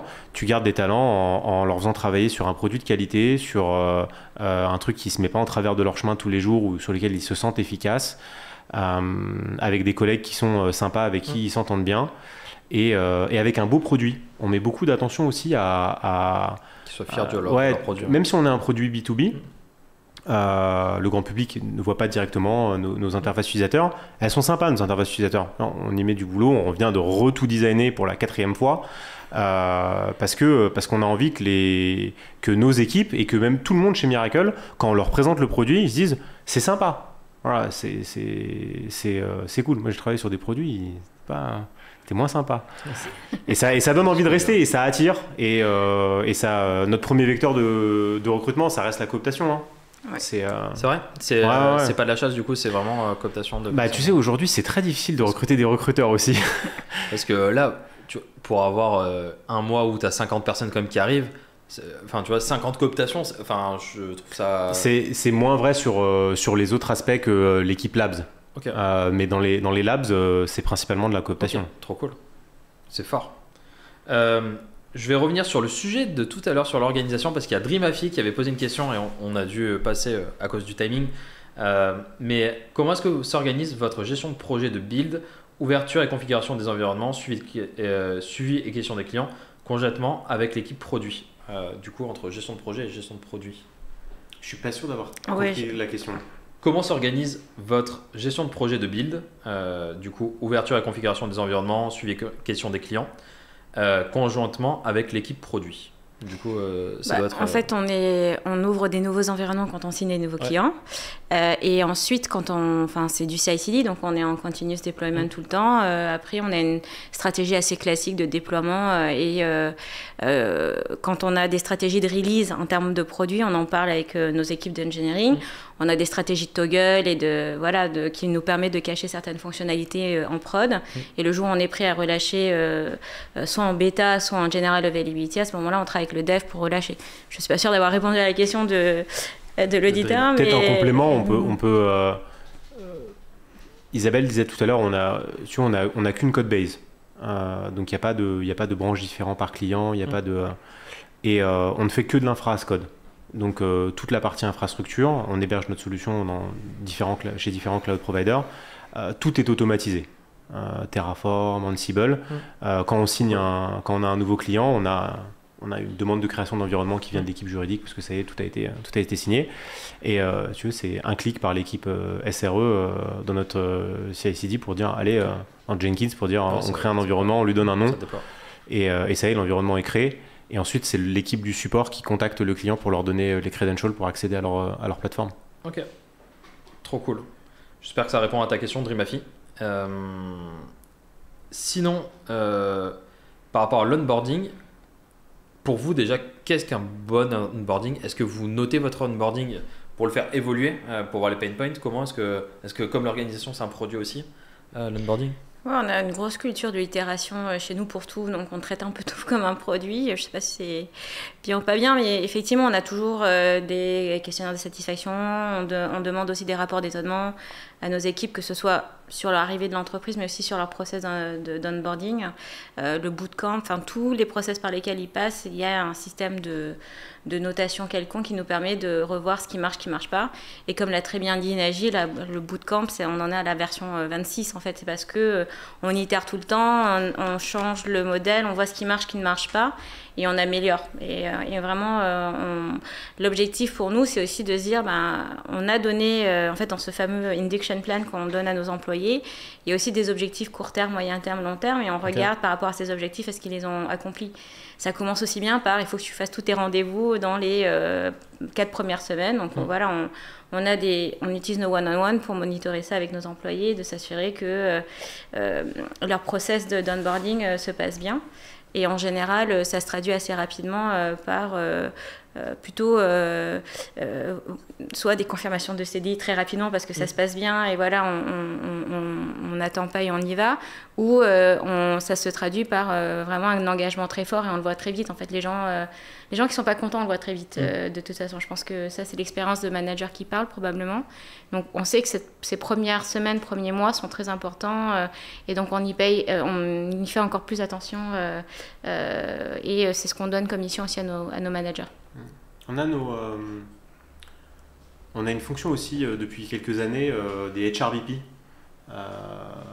et on a une HRBP dédiée à Labs, donc à Produit et Engineering. Et c'est super parce que ça permet, tu as vraiment beaucoup de canaux quand tu arrives pour pouvoir donner du feedback et communiquer. Tu as les gens de ton équipe, tu as ton buddy, tu as ton manager. Tu as les gens qui ont participé à ta boucle d'entretien qui vont te recontacter et tu as ton HRBP qui fait des points réguliers et qui essaie d'avoir un feedback is a gift. Donc comment tu as été accueilli, comment ça s'est passé, qu'est-ce qu'on peut améliorer, et nous après elle regroupe tout ça et elle nous propose des pistes d'amélioration. Et moi HRBP, c'est une fonction que je ne connaissais pas avant que notre directrice de PeopleOps nous propose de recruter quelqu'un. Et aujourd'hui, c'est vrai qu'on s'en passerait difficilement. Et comment est-ce que vous avez structuré finalement votre onboarding? Comment est-ce que vous en êtes arrivé là où vous en êtes? Est-ce qu'il y a eu des phases d'onboarding où vous vous êtes dit... Là, il faut step up. Ouais, vraiment, comme disait Isabelle, ça a été hyper itératif. Au début, t'avais qu'un buddy, il t'expliquait tout. Après, le buddy, il n'était pas forcément capable de t'expliquer comment fonctionnait Customer Success, Client Success. Et les gens avaient des velléités sur ouais, on m'a très bien expliqué là où j'arrive, mais j'aimerais bien comprendre un peu plus entre les autres équipes, comment ça se passe, quels sont les métiers. Du coup, on a demandé aux autres équipes de participer aux onboarding, et ce, vraiment de manière itérative. L'un des derniers gros changements, ça a été de se passer de plus en plus de slides et d'offrir de plus en plus d'opportunités de communiquer directement avec la management team.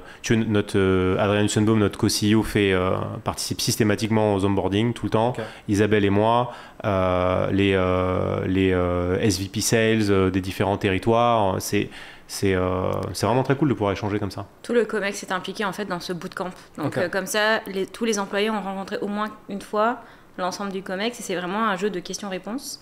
Et après, on a tout un exercice aussi de skip level pendant les premiers mois et par la suite, ça veut dire quoi? C'est que c'est vrai que quand tu as des couches de manager, tu peux dire tu parles jamais à ton N-1 ou à N-2. En fait, nous, on le fait. On a des sessions dans l'année où on prend le temps d'aller faire un déj avec quelqu'un dans l'organisation pour parler de tout et de rien. C'est pas, parfois, ça les stresse un petit peu parce que voilà. Mais en fait, ils se rendent compte que ça se passe bien. C'est vraiment très casual. On va juste soit faire un déj, soit prendre un café et ça nous permet aussi d'avoir du temps qualitatif dans ces moments-là.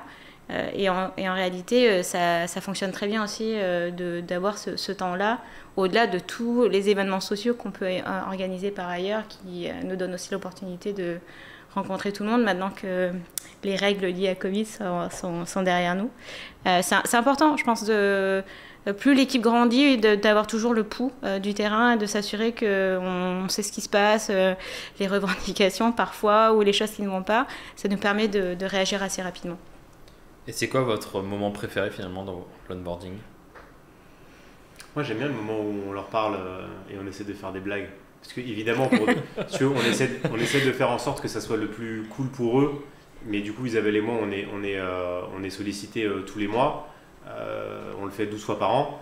Donc évidemment, tu as souvent les mêmes questions. Ouais. Comment vous priorisez? Comment vous créez votre backlog? Quelles sont vos méthodologies? Et on essaie un peu de se marrer. Mais honnêtement, le meilleur moment, c'est quand on sign up sur les fins de période d'essai. T'es content, tu vois. Ouais. Et souvent, ça finit avec toujours la même question, c'est quel est le conseil que vous nous donneriez? Et j'aime bien toujours dire qu'il faut apporter le café à Naji le matin, et comme ça, ça se passera bien pour eux. Mais c'est la seule blague que je fais. Les autres blagues, j'ai laissé Naji. Voilà. Ouais, c'est moi l'humoriste. D'accord. Je leur parle pas du fait que je fasse du Muay Thai, par exemple. Pas tout de suite. Maintenant, tout le monde le sait. Mince. On a une question de Jenny Fleur qui demande concernant la Tech Academy et Product Academy à venir. Ça a été créé dans quel objectif besoin? C'est lié au marché, c'est lié à un besoin finalement des équipes de reconversion parce que potentiellement ils étaient sur, comme tu l'as dit, du Ruby et qui shiftent sur du Java. C'est plusieurs éléments, mais c'est vrai que l'aspect tendu du marché du recrutement fait que ça nous a permis d'ouvrir des nouvelles, comme disait Isabelle, d'avoir un pool de talents plus grand. On est exigeant sur nos talents. On a 6% des personnes qui passent des entretiens chez Miracle qui reçoivent une offre. Donc on est assez sélectif. Et donc on cherche constamment à augmenter le pipe. Ça fait plusieurs années qu'on voit ce chiffre chez nous. Et donc on essaie vraiment d'augmenter en amont notre capacité et là où on peut aller chercher des talents pour les former.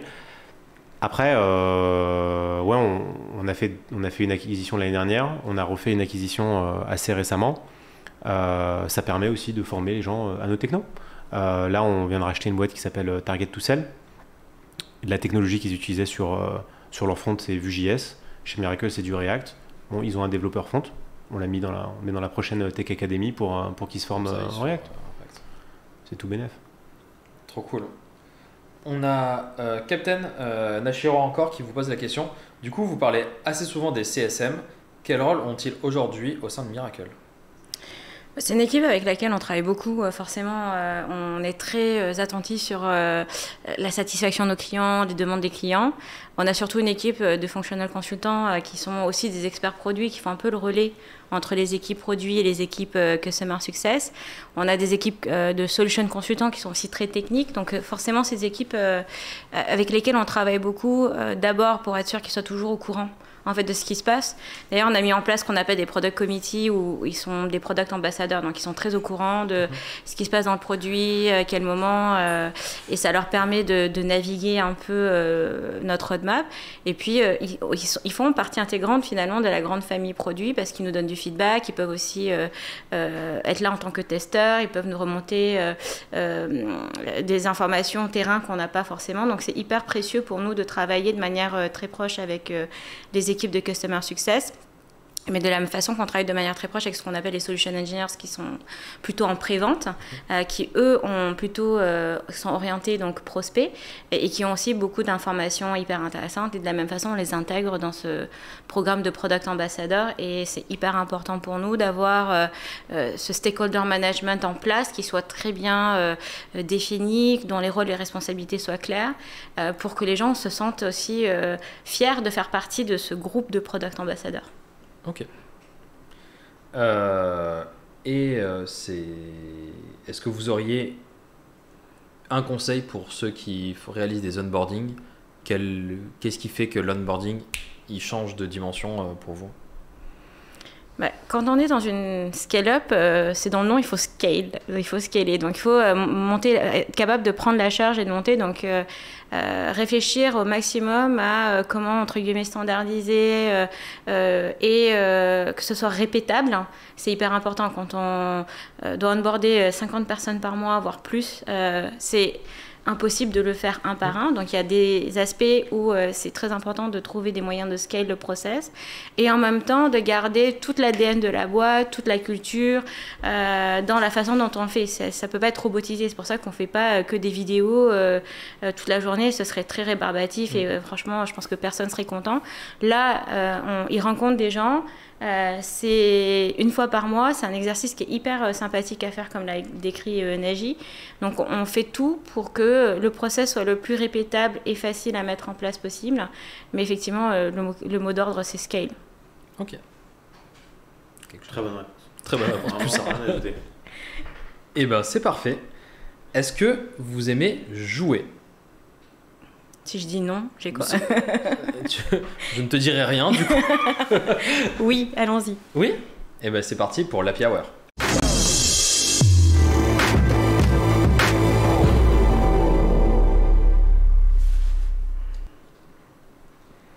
Et on va jouer ensemble. Du coup, je vais vous passer un petit tas. Okay. Si tu peux passer ça à Naji sans montrer, sans te regarder. Hop là. J'ai le droit de regarder, moi? Oui, il a le droit de regarder, oui. Oui. Ok. Hop là. Et donc le but, c'est de faire découvrir le mot sans utiliser les mots qui sont le mot vert, donc qui est en vert, sans utiliser les mots qui sont en dessous. J'ai oublié le nom. J'aurais dû dire non. Mais on va y arriver. Faut le faire tabou ou le oui tabou. D'accord, donc faut faire découvrir le mot. Le mot sans utiliser aucun des mots en dessous. Ah ouais. Nous on fait de la marketplace, hein, pas des devinettes. C'est Ok. Et du coup, donc ça va être chacun son tour qui va essayer de faire découvrir le mot aux autres. Et chaque personne qui trouve a un point et l'autre qui n'aura pas de point, tout simplement. Qu'est-ce qu'on gagne? Qu'est-ce qu'on gagne? On le dit dans l'oreillette. Pour l'instant, ça arrivera. Ok. C'est directement. Ok, on est très très bien. Business result, hein, c'est ça. Outcome. Allons-y. Est-ce que Isabelle, tu veux commencer? Ok, bah, je vais essayer. Vas-y. Alors, là où tu nages, c'est artificiel. Une piscine? Oui. C'était ça? Oui, c'était ça. Bravo. Respect. Bravo. Je dab. Donc tu gagnes un point. Je gagne un point. Super. Naji, à ton tour.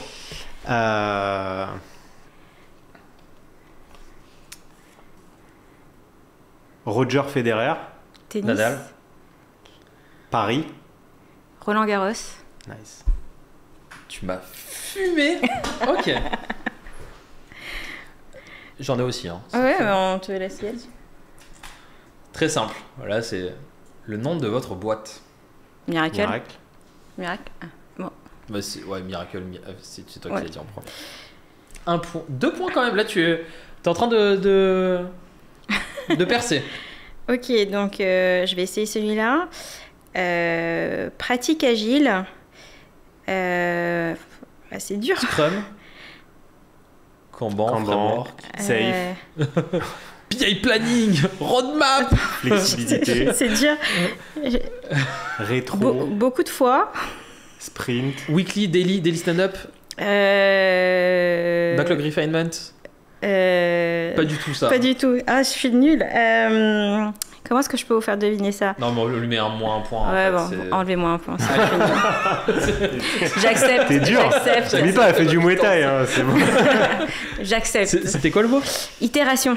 Itération. Mais tu peux pas dire recommencer, répétition et fréquence, c'est un peu dur. Ah oui, C'est d'accord. très bien. bizarre parce qu'on me dit dans l'oreillette que j'ai exactement le même mot. Bon, bah, Bon, bah ok. on est à égalité. Magie.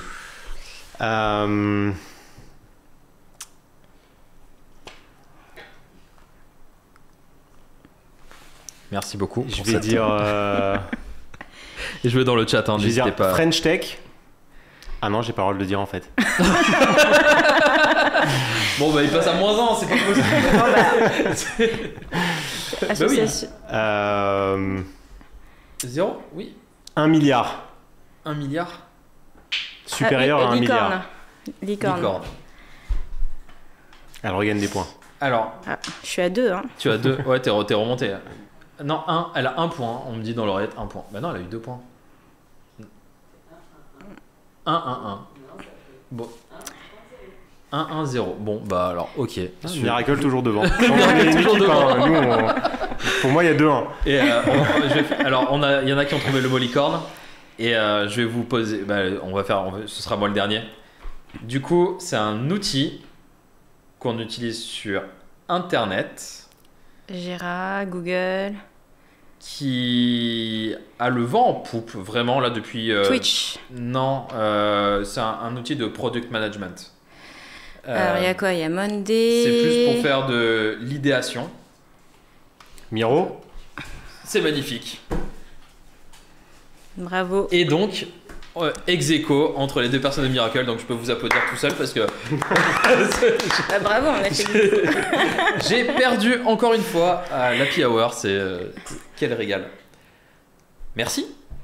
Merci beaucoup, Merci Marcel. à toi. Merci infiniment. Merci à vous. Merci beaucoup. Merci à Lauriette. C'était vraiment très très cool de vous avoir sur ce plateau. Vraiment, c'était, je pense, hyper intéressant et on a pu voir pas mal de choses. Et sur l'onboarding aussi, qui est un vrai sujet actuellement, c'est primordial pour les entreprises. Vraiment, merci beaucoup. C'était un plaisir et on a dit pas mal de choses et quand même, je pense qu'on souhaite féliciter et remercier toutes nos équipes. On fait tout ce qu'on fait, tout ce dont on a parlé. C'est eux les acteurs quand même majeurs de tout ça et on les félicite et on est très content de pouvoir bosser avec eux. Il a fait le mot de la fin. Il a fait le mot Plus de la- 1. Plus 1. Merci encore vraiment d'avoir participé à ça. Merci aux invités, merci à vous spectateurs, merci à la régie, merci à tout le monde. On se retrouve la semaine prochaine, le 7 juin, pour voir Zalita Lefeuille, Design Ops chez Payfit. Donc on va parler du Design Ops. C'est quelque chose qu'on commence à voir émerger de plus en plus et voir si c'est un moteur de l'organisation design. Et surtout, n'hésitez pas à vous inscrire au Choc des Titans. Vous avez vu le teaser et d'ailleurs je pense qu'on va vous le rebalancer pour la fin, pour se dire au revoir. Et on se retrouve pour le Choc des Titans le 6 juillet. Merci encore vraiment d'avoir accepté l'invitation. Vous avez été géniaux. Merci beaucoup. Ciao tout le monde.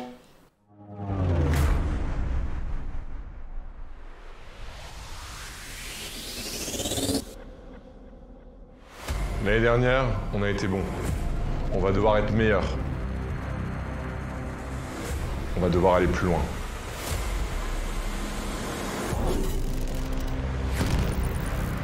Le monde compte sur nous.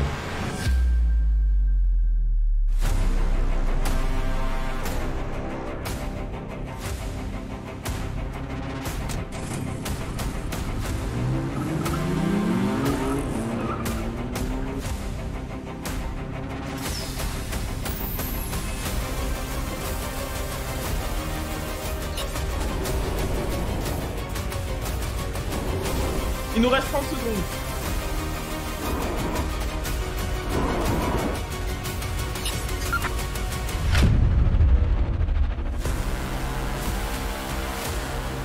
On fait pas un peu trop là?